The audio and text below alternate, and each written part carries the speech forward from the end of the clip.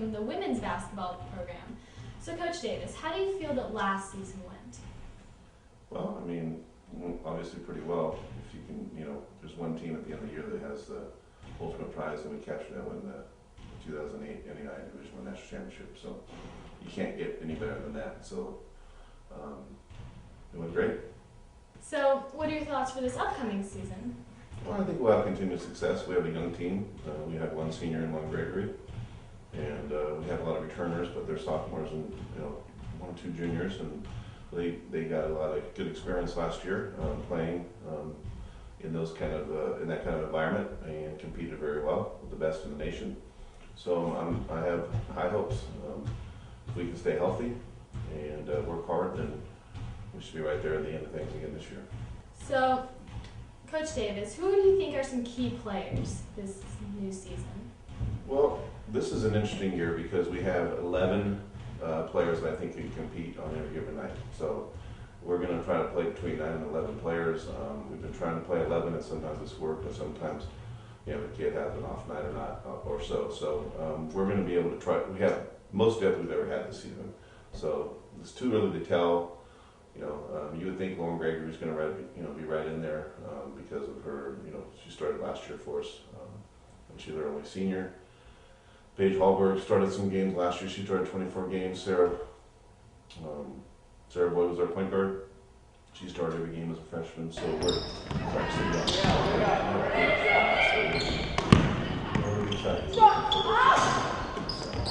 we have a couple simple rules: no drama, because drama kills, and don't let your teammates down. So if you can follow those things, and then we put things, we prioritize things. We put God first, and family second, and academics third, and basketball fourth. So if we have those things in order, we're going to be in good shape. So those are the kind of things that we rely on, and we don't have cliques or drama or anything like that. We're not going to deal with that stuff. So we usually don't have those kind of problems. Thank God. So you guys already had some games. How do you feel that the team did in those games? We did really well. We played 3 games up in Montana, in the altitude up there, a long ways away from home. We won all 3 of them by an average of about 25 points in a hostile environment with no fans. So it was just us, and I was really happy with our performance up there. So we got a couple big games coming up. We got a big game Saturday, and then next week we play Union and Lee, who are ranked in the top 5 in the nation. Union's ranked number 1, and we're ranked number 2. That'll be a great opportunity for our fans to see great college basketball here. Hopefully we'll get a big crowd out for that. So you guys had some tough games. What are some of your personal views on those? Well, we had some exhibition games against some Division I teams that were on a completely different level than us. They were ranked in the top 5 in the nation. Those are teams, their smallest player on the floor was bigger than our biggest player. So it was kind of, but that was good for us to go play in front of 3,000 to 4,000 people and play those kind of teams in that level. Because at our level, we usually do pretty well. We've been ranked in the top 5 in the nation for the last 8 years. So it's good for us to go play teams like that, and they took it to us, and it was good. And then we played UC Santa Barbara this past Tuesday, and actually took them to overtime, and they were another Division I team. They're the Big West Conference champions, and they went to the NCAA tournament last year. And we had a 3-point lead with under a minute to go, and the girl hit a 3-point shot to tie it, so we lost in overtime. So we're right there. We're going to be, it's going to be an exciting year for Vanguard women's basketball. Okay, so who do you feel are some of the key players this season? Kobe, Kevin Garnett.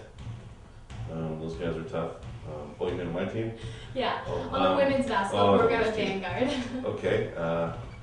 Well, like I mentioned before, Sarah, and we got some newcomers in here with Rachel and Diana, and we both transferred in.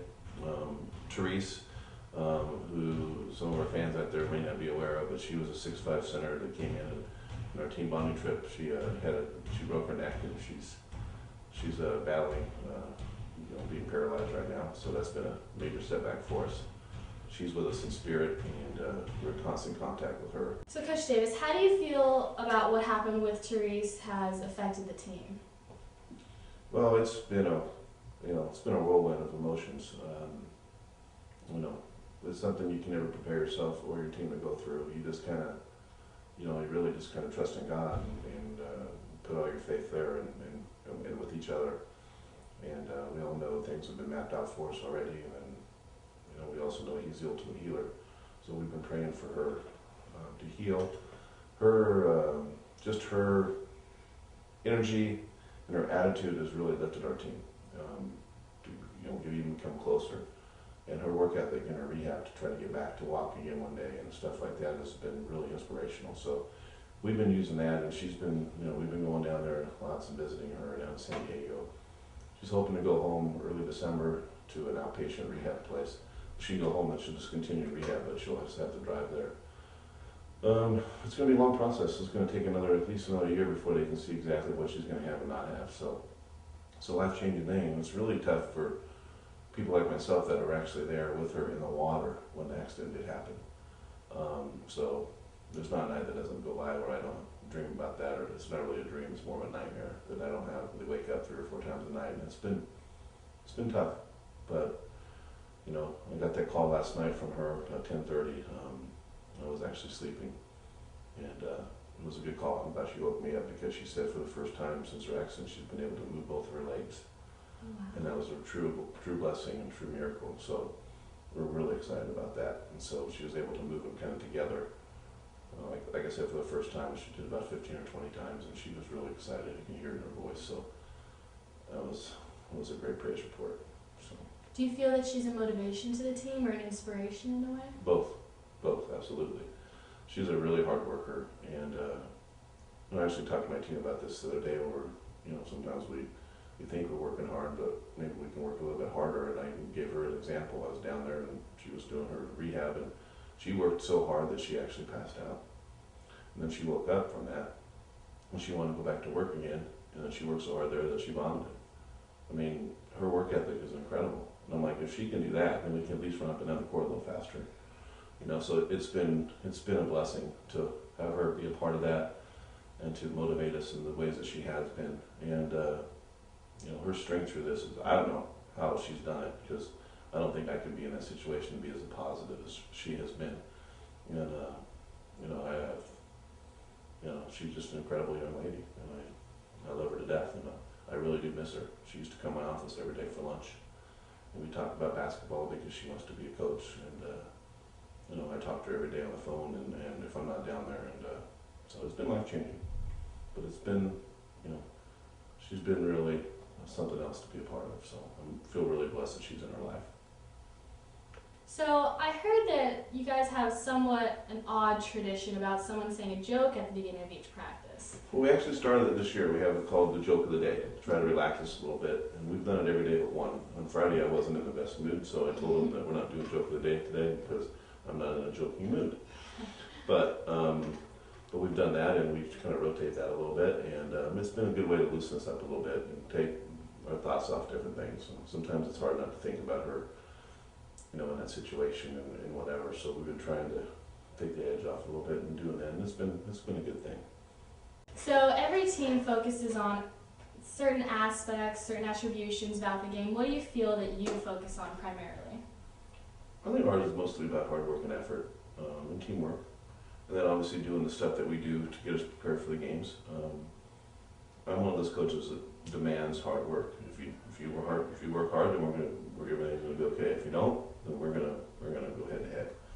But we're lucky that I recruit those kind of players that want to work hard and they understand to be successful and to compete and have the success that we've been able to have here, that you have to have that. So that's one of our main focus points, is we just really work on working hard. If you do that, then the score is going to take care of itself.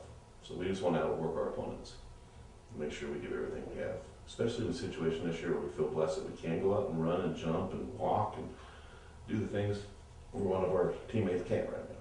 So we feel like we're going to do that for her also.